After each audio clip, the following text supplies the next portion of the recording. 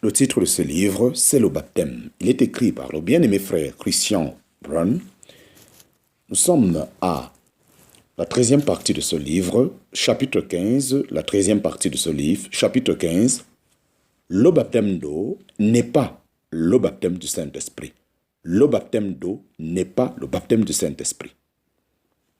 J'ai déjà indiqué ce avec quoi le baptême d'eau n'a rien à voir. Un point reste encore à ajouter à la liste. J'ai déjà indiqué ce avec quoi le baptême d'eau n'a rien à voir.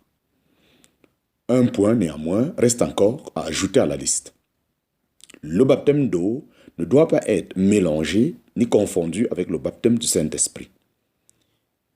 Il peut arriver, et il arrive, entre parenthèses, il faut le dire, que des gens sont baptisés d'eau sans avoir passé par la nouvelle naissance.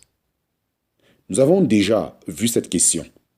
Par contre, le privilège d'être baptisé du Saint-Esprit, en parenthèse, Actes chapitre 2, verset 4, et le privilège de recevoir le Saint-Esprit, en parenthèse, Actes chapitre 2, verset 38, Romains chapitre 8, verset 15, ne sont partagés que par des gens qui possèdent déjà la vie éternelle par la foi au Seigneur Jésus et qui s'appuient entièrement avec foi sur son œuvre de propitiation. Je fais ici la différence entre être baptisé du Saint-Esprit et recevoir le Saint-Esprit. Le baptême du Saint-Esprit, au sens strict, ne se rapporte qu'à ce qui a eu lieu au jour de la Pentecôte, c'est-à-dire à la descente du Saint-Esprit sur les 120 à Jérusalem. Aujourd'hui, nous recevons le Saint-Esprit, nous sommes abreuvés du Saint-Esprit, en parenthèse 1 Corinthiens chapitre 12, verset 13. Nous sommes scellés du Saint-Esprit, en parenthèse Éphésiens chapitre 1, verset 13. Fondamentalement, il s'agit cependant de la même bénédiction comme le montrent clairement les passages cités.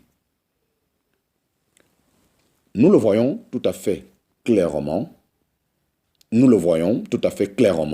Par l'exemple du centenier romain, Corneille, en Actes chapitre 10.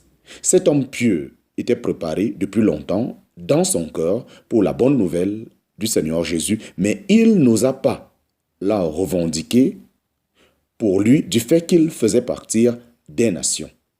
Il n'était pas douteux qu'il possédait déjà la vie divine avant d'avoir vu la vision divine. Pensons seulement à ce que Dieu dit de lui. Il est impossible de prier Dieu continuellement et de ne pas avoir la vie divine. Mais quand il put entendre avec les paroles que quiconque croit en lui reçoit la rémission des péchés par son nom, le Saint-Esprit tomba sur tous ceux qui entendaient la parole, tandis que Pierre prononçait ces paroles. En parenthèse, Actes chapitre 10, verset 43 à 44. Actes chapitre 11, verset 15. Manifestement, ils attendaient avec foi, selon ce qu'il faut comprendre de ce passage et de plusieurs autres du Nouveau Testament. En parenthèse, par exemple, Jean chapitre 5, verset 25, Jean chapitre 10, verset 27.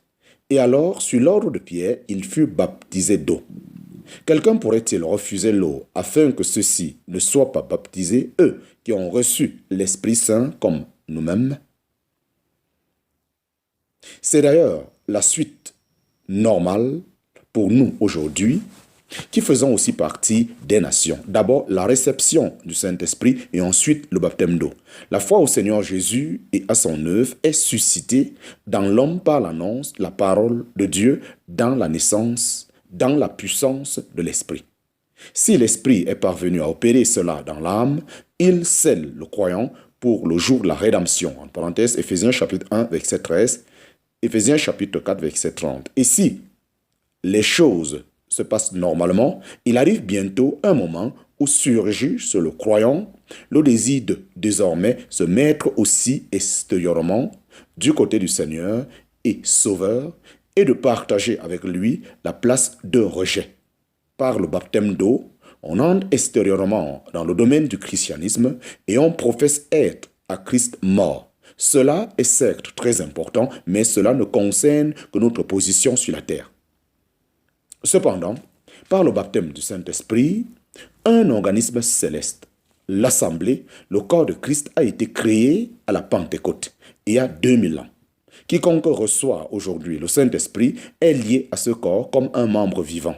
Car aussi, nous avons tous été baptisés d'un seul esprit pour être un seul corps, soit juif, soit grec, soit esclave, soit homme libre. Et nous avons tous été abreuvés par l'unité d'un seul esprit, en parenthèse 1 Corinthiens chapitre 12, verset 13. Cependant, cela n'est pas qu'une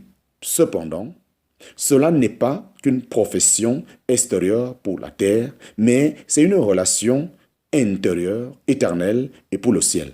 Or, ce qui me réjouit tellement est ceci, qu'il s'agisse du royaume ou du corps, c'est Christ et Christ seul qui donne à l'un comme à l'autre son contenu et son caractère. Que son nom soit haut, élevé et loué. Fin du chapitre 15, fin du chapitre 15. Chapitre 16, appendice. Chapitre 16, appendice.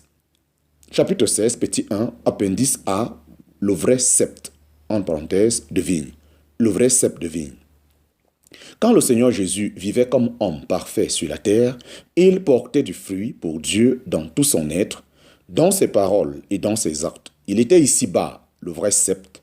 Dieu avait établi autrefois Israël pour être sa vigne sur la terre et pour porter du fruit pour lui, mais ce peuple s'y refusa entièrement. En parenthèse, Isaïe chapitre 5, Jérémie chapitre 2, verset 21. Somme chapitre 80, verset 8 et suivant. Au lieu de fruits, la vigne d'Israël ne produisit que des raisins sauvages et finalement, ils tuèrent les esclaves vignerons, en parenthèse, les conducteurs du peuple et même le fils du maître de la vigne, l'héritier, le vrai Christ, en parenthèse, Matthieu chapitre 21, verset 33 à 46. Mais le Seigneur Jésus était le vrai sept, non pas seulement une branche de vigne portant du fruit, mais le sept, en parenthèse, le plant de vigne. Le plant de vigne lui-même. Les Juifs, à la suite de l'infidélité du peuple, furent entièrement mis de côté et Christ a maintenant pris leur place. C'était déjà sa position ici-bas sur la terre et tous ceux qui professaient être à lui comme Messie, vivant sur la terre, étaient des sarments de ce sept. Les sarments, au sens restreint, désignent donc les 12 apôtres du Seigneur pendant sa vie ici-bas. Les sarments de ce sept qui ne portent pas du fruit, le Père les ôte dans son jugement, en parenthèse Jean chapitre 15, verset 2. Judas Iscariote était un sarment de ce genre. Le sept de Jean chapitre 15 n'est donc nullement une image des vrais enfants de Dieu, ni non plus de l'Église, l'Assemblée de Dieu aujourd'hui. Mais c'est une image des disciples qui étaient dans une certaine relation extérieure avec leur maître sur la terre.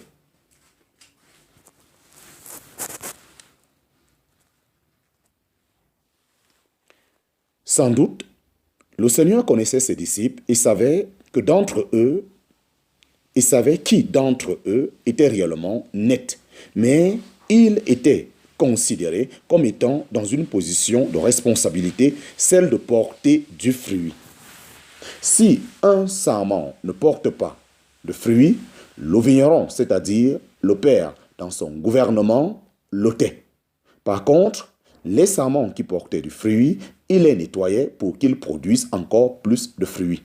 C'est entièrement une question de gouvernement du Père à l'égard de ceux qui portent le nom du Seigneur. L'image du sept parle donc du fait d'être disciple et non pas d'une vraie relation vivante. Une telle relation vivante se voit plutôt dans le corps de Christ comme les apôtres du Nouveau Testament, comme les apôtres du Nouveau Testament nous le présentent en tant que symbole du lien indéfectible des croyants du temps de la grâce avec Christ, la tête glorifiée dans le ciel. Dans ce cas, aucun membre n'est coupé ni ôté. L'Assemblée est un organisme céleste et peut importe si les membres individuels qui forment le corps de Christ sont encore sur la terre ou non. Ce sceptre, à l'inverse, a ses racines dans la terre. C'est pourquoi l'image du sceptre ne parle pas de ce que Christ est aujourd'hui dans le ciel et à la droite de Dieu, mais de sa position qu'il avait prise ici-bas sur la terre.